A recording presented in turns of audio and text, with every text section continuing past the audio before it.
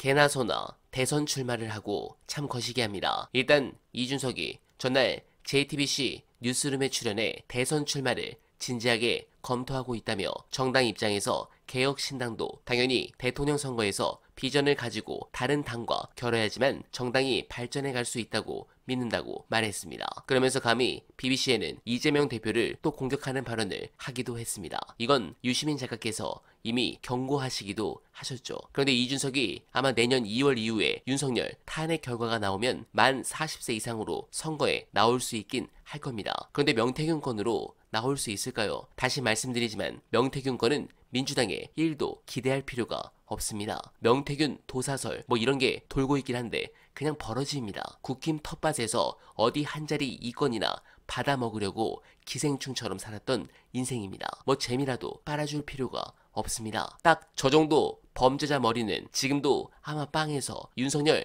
탄핵과 몰라 이런 내용으로 책 같은 거 써서 가족들 생계를 유지시켜야겠다 이런 삼류 잔머리나 굴릴 겁니다. 100%입니다. 그런데 그거 못하게 할 겁니다. 출판 금지, 가처분 신청 걸게 만들 것이고 민주진영을 우롱하고 선거판을 진흙탕으로 만든 대가는 받아야 하지 않겠습니까? 그리고 다시 개장수 이준석으로 돌아가면 저는 차기 대선을 걱정해서 말하는 게 아닙니다. 민주당 관계자분들 중 혹시라도 이 방송을 듣고 있다면 명태균 건으로 이준석과의 커넥션 반드시 끝까지 캐시길 바랍니다. 나중에 굉장한 타격으로 올 것입니다. 그 부분을 꼭 잊지 말아주시길 바라면서 이제 민주당은 여러 제보를 바탕으로 윤석열이 헌재에서 도저히 기각당할 수 없도록 여론을 만들어야 합니다. 그중 상당한 떡밥이 나왔죠. 미국도 손절했습니다. 영상 보시고 이어가 보겠습니다. 어제부터 내가 뉴스를 보면서 뭐가 좀 이상한데 두 개를 내가 이상하게 봤는데 첫 번째는 브래드 셔먼이라고 만약 대한민국 국군이 남한 내의 한 장소를 공격해서 사건이 발생했다 해도 미국은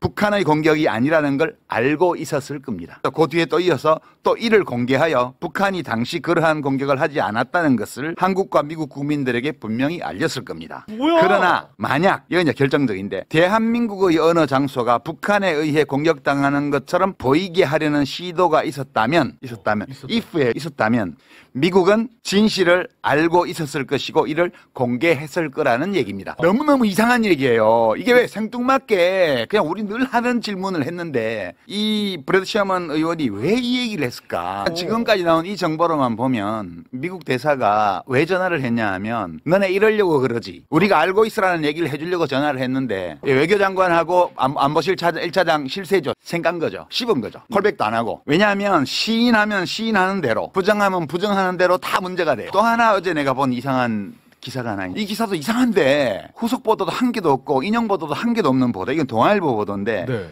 동아일보 윤상호 군사 전문 기자라고 있어요. 네. 여러분들이 U2 정찰기 이렇게 검색해 보면 최근에 기사가 한 개밖에 없어요. 이거 한 개밖에. 네. 단독 달고 나왔는데요. 제목이 주한미군 U2 정찰기 동남 해상 등 이례적 후방 정찰 비행 이런 제목의 기사가 있어요. 이 기사의 핵심은 뭐냐 하면 항상 그 휴전선부터 북한까지 완전 고공에서 정찰하는 정밀 정찰하는 U2 이거 전략자산이에요. 그죠?